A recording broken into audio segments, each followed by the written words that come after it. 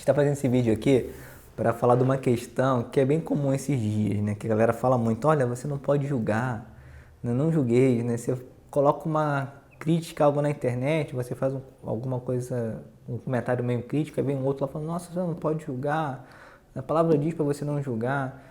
E afinal de contas, né, o que é isso? Né? Será que a gente pode usar essa expressão não julgueis assim? Né? Tipo, oh, você está falando mal, você não pode falar mal, você não pode fazer uma crítica. Né?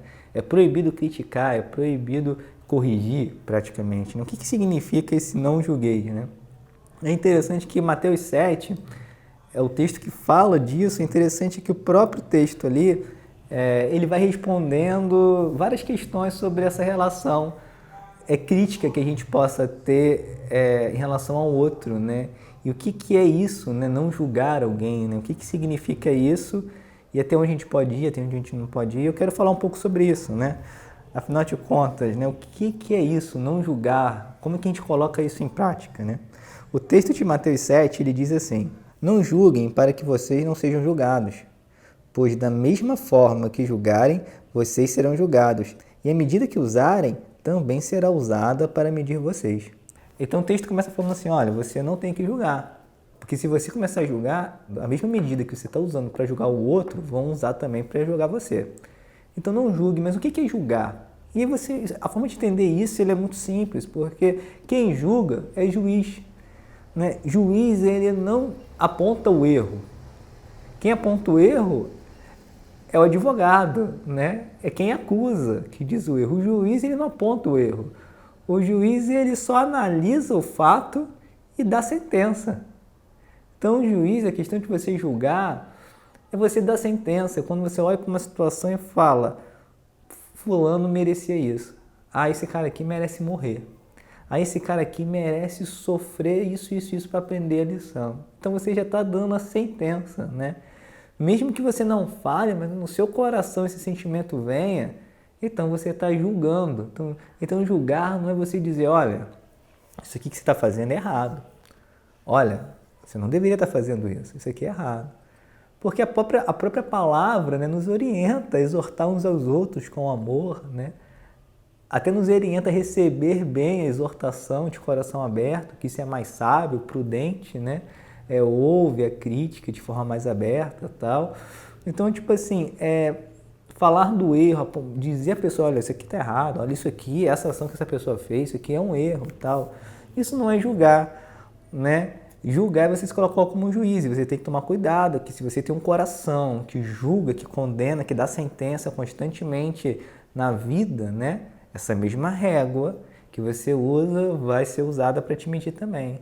Então toma cuidado, não seja juiz, não esteja na posição de dar sentença para ninguém, seja ela qual for. Merecia ser traído, merecia isso, merecia passar. Meu, não fala isso, nem pense isso, porque você está colocando a posição de juiz. Então aqui o texto é claro, essa posição não pertence a você, então não julguem.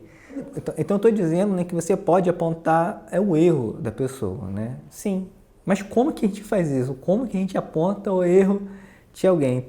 O texto vai te responder como é que você pode apontar o erro. Você pode, mas não é assim. Tem uma direção a ser seguida. E qual é essa direção? Está no versículo 3, né, que continua o assunto, que diz o seguinte: por que você repara no cisco que está no olho do seu irmão e não se dá conta da viga que está no seu próprio olho? Como você pode dizer ao seu irmão, deixe-me tirar o cisco do seu olho, quando há uma viga no seu? Hipócrita! Tire primeiro a viga do seu olho, então você verá claramente para tirar o cisco que está no olho do seu irmão. Aqui coloca a condição que você tem. Antes de você, né, apontar o erro de alguém, você deve primeiro olhar para si. Né? E às vezes tem uma trave no seu olho, uma coisa grande que você está cometendo de errado e você está preocupado com um ciscozinho, com um detalhe na vida do outro e está querendo corrigir o outro. Então, olha, quer corrigir alguém? Então, se você gosta de corrigir as pessoas, você tem que gostar muito mais de olhar para dentro de si, né? De pesquisar muito mais o seu interior, né? Hoje as pessoas gostam muito de pesquisar tudo na internet, então a gente está vendo o mundo, mas pouco se olha para dentro, né? Então, assim, a direção é a seguinte: olha para dentro, olha para você, olha para a intenção do seu coração. tire as traves que estão no seu olho, limpe primeiro você, cuida do seu coração. Quando você estiver tirando a trave do seu olho, aí você vai ver claramente para poder ajudar o seu irmão, porque na verdade com uma trave no olho, irmão, a gente não está enxergando nada direito e provavelmente o cisco que a gente está vendo nem seja cisco, às vezes não tem erro nenhum, a gente está cheio de mimimi. Então, tipo assim, tira primeiro a trave do seu olho, né? E aí, corrige primeiro o seu coração diante de Deus, né? Senhor, sonda-me, vê se há em mim algum caminho mal, né?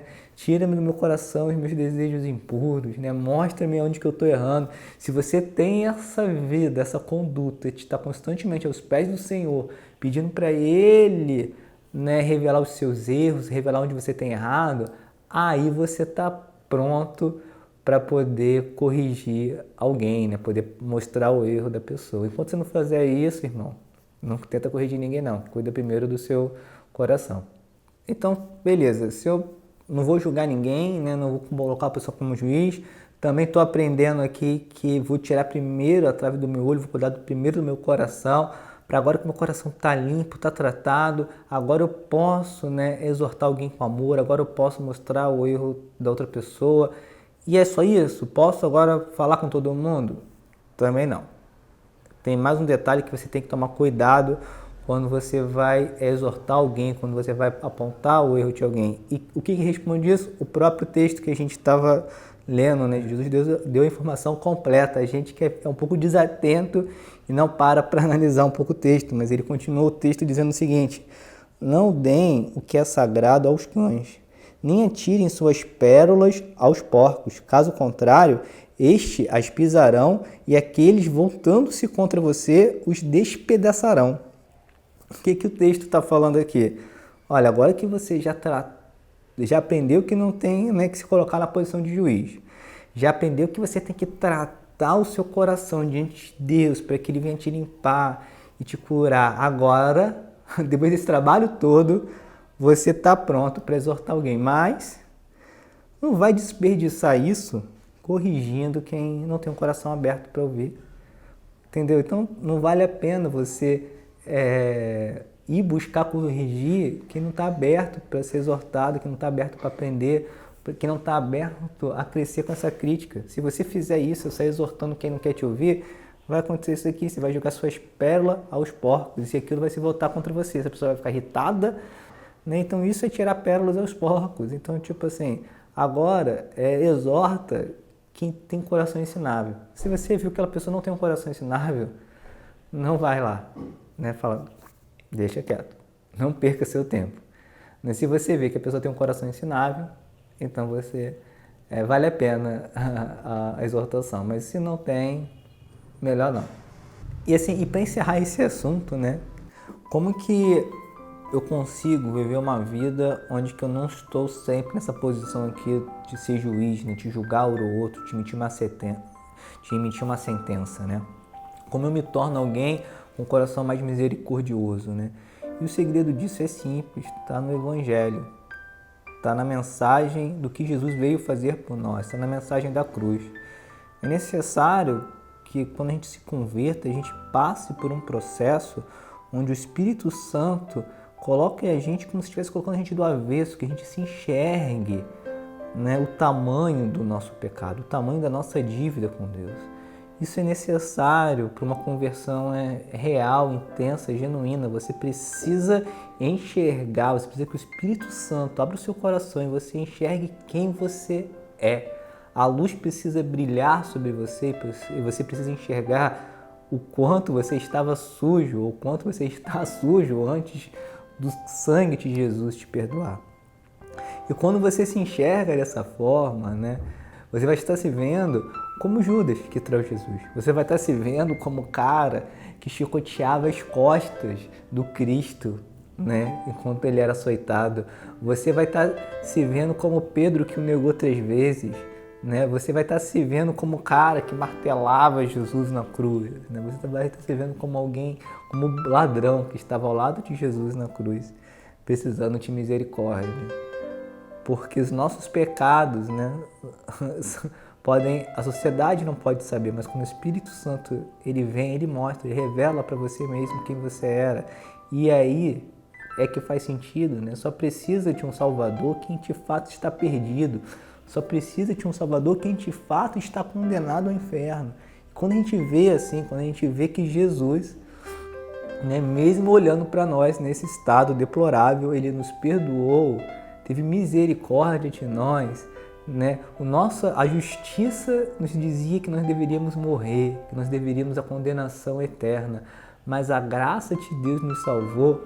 Quando você é salvo por esse evangelho e isso penetra no seu coração, no seu entendimento, você não consegue mais viver uma vida querendo julgar as pessoas com uma régua, né, de justiça que é... Não, você não tem nem vontade de ser juiz e a sua misericórdia ficou extensa porque Deus abriu isso no seu coração. Então o segredo para viver isso é buscar viver o encontro diário com Cristo, né? Diário com o Espírito Santo, né? Sendo cuidado e transformado por Ele. Essa é a minha mensagem, né, que eu queria deixar para você sobre não julgar, que Deus possa estar te abençoando, né? Para mim não é fácil estar aqui em frente à câmera gravando um vídeo. Eu trabalho como cinegrafista, eu gosto mais de estar, às vezes, até gravando, mas o Senhor tem direcionado a gente está aqui dividindo um pouco do que o Senhor libera nossos corações aí também aqui na internet.